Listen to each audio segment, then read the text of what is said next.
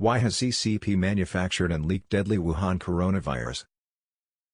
Miles Guo exposes today that the Chinese Communist Party, CCP, top leaders seem to have been expecting the coronavirus epidemic. By 10 November, the CCP kleptocrats had made large-scale short selling. Typically, Jiang Jicheng, Jiang Zemin's grandson, Meng Haijing, Meng Jiansu's daughter, Gao Yanyan, Wang Qishan's mistress, and Li Ka-shing had sold out their stocks and equities to the buyers of the US, Europe and the Middle East. In the meantime, Sun Quanlan, a close friend of Han Zheng, flew to Shanghai to give early warning to the Shanghai gang to stay away from Hong Kong and Hubei, the province with the Wuhan as its capital city. Albeit in conflict, Xi Jinping and Wang Qishan had both agreed to abandon Hubei while defending Beijing and Shanghai. Amid the CCP's accusation of the U.S. waging biological warfare against China, on 6 February, the U.S. President Trump asked scientists to investigate the origin of the novel coronavirus. A conclusion, particularly concerning whether the virus was man-made, is expected to be reported officially.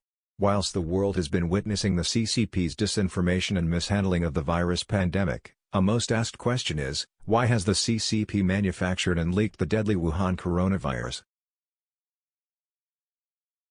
According to Miles Guo, the Wuhan coronavirus outbreak is likely to be an effect of political struggle, scientific boasting, and/or hateful revenge. Firstly, the virus outbreak is more likely to be an effect of internal political struggle of the CCP leadership rather than a deliberate organizational decision. The factions respectively headed by Xi Jinping and Wang Qishan desire to beat each other. Whichever faction uses the coronavirus, the consequence has gone far beyond control. If this reason be true, bloodshed would take place at the heart of Beijing. In spite of life-and-death conflict, both factions want to quell Hong Kong protests imminently.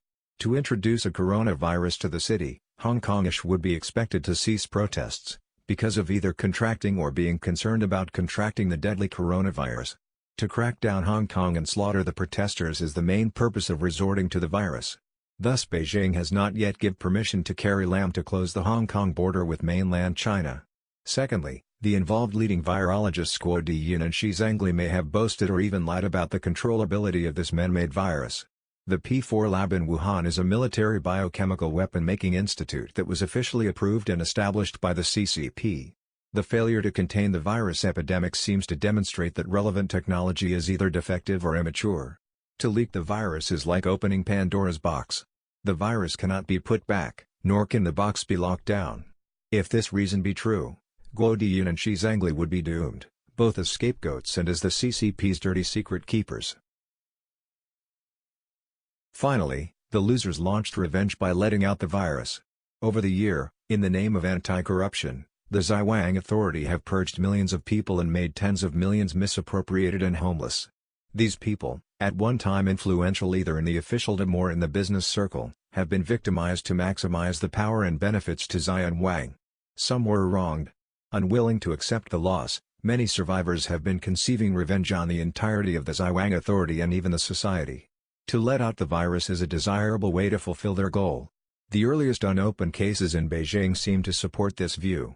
The first who died of the Wuhan coronavirus were 6 staff of the CCP Central Commission of Discipline Inspection.